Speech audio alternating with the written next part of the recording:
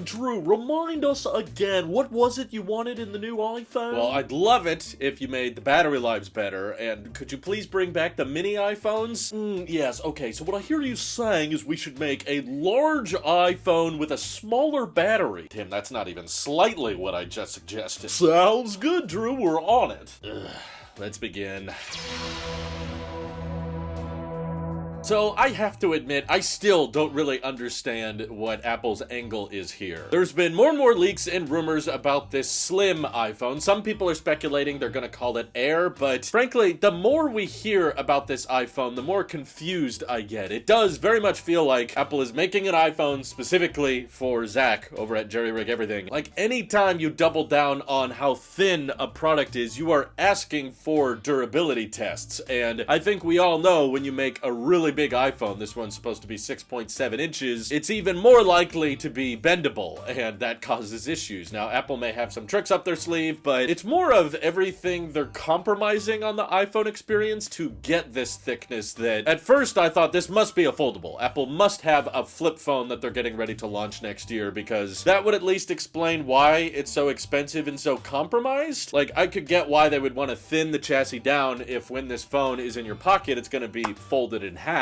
So that I could wrap my brain around, but just to remind everybody of the specs a little bit, we're talking one camera on the back, okay, so no ultra wide, definitely no telephoto, and that immediately cuts it out of a bunch of modern everyday iPhone features like spatial videos, which typically, you know, requires two lenses to be aligned to work properly, and of course they're also going to have to shrink the battery on this iPhone quite a bit. Now maybe Apple feels really good about the next generation Apple Silicon coming out with the A19, and they just think that it's so efficient that you'll get, you know, modest battery life out of a fairly small physical capacity, and every time they've used that logic, it just never holds up all that well. You know, the smaller the capacity, the more cycles it easily goes through, and the degradation is always worse with those smaller capacities, regardless of how efficient the chip is. And if that wasn't enough for you, the latest report is saying they might actually take out the stereo speakers on the iPhone. This one, I really hope ends up being wrong, because this early there tends to be a lot of inaccurate iPhone leaks, but I hate the fact that this is somewhat believable to me, that like Apple is doubling down on the marketing gimmick of being able to say, look how thin the new iPhone is, so they have to take out all these things, and they're just saying that the speaker on the bottom of the iPhone is taking up too much space, so they're just going to rely on the earpiece speaker.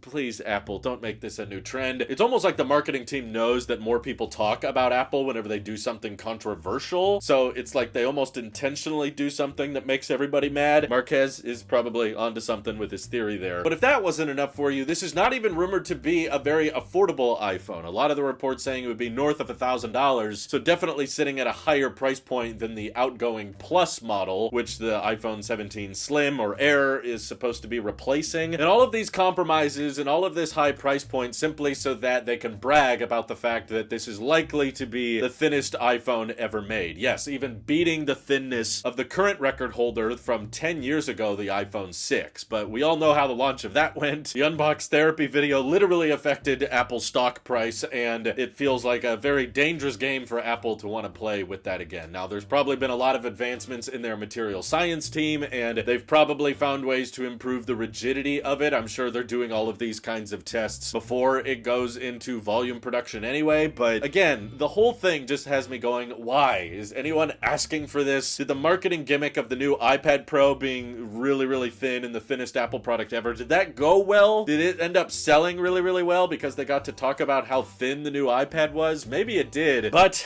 I guess with all my skepticism around this model and all of my confusion, I do have to admit, my mother recently told me that she likes the big screen on her iPhone 13 Pro Max, but she does not like the weight, but she wants to keep the big screen and have a much lighter phone. And I even took the case off my 16 Pro Max, and I was like, look mom, they switched to titanium, so it's a little lighter now. And she held my phone and she was like, not really, I wish it was even lighter than this. So maybe Apple's listening to more of the average everyday consumers than we are, and us techies don't understand that maybe there's a lot of people out there that, yes, they do slap a case on their phone, but that's all the more reason to make the phone as thin as possible, because it's already getting pretty bulky with most of these moms out there that tend to buy those leather folding wall wallet cases, you know? With the iPhones getting pretty thick, and then you add all of this plastic and leather and rubber around it, it becomes pretty chunky, so makes sense to make the iPhone itself razor thin, and sure, the techies might talk about it a little bit, but we're mostly gonna criticize it, and maybe there's a market for it we just don't understand. I don't know, but what do you guys think? Are the leaks and rumors just way off this year, or does Apple know something we don't about the iPhone market, and maybe they're catering to a demographic I don't really understand? But would you guys buy one? Is anyone out there interested in having one camera on the back, still paying over $1,000 for probably a worse battery life just because the phone is thin? And would you be willing to sacrifice your stereo speakers for all that thickness? Feel free to let me know your thoughts and predictions down in the comments below, and thank you to everybody supporting this channel directly. Seriously, helps us out a ton, as does just watching these videos, so thanks again. This is your absolute pure, and I will see you all in the next one.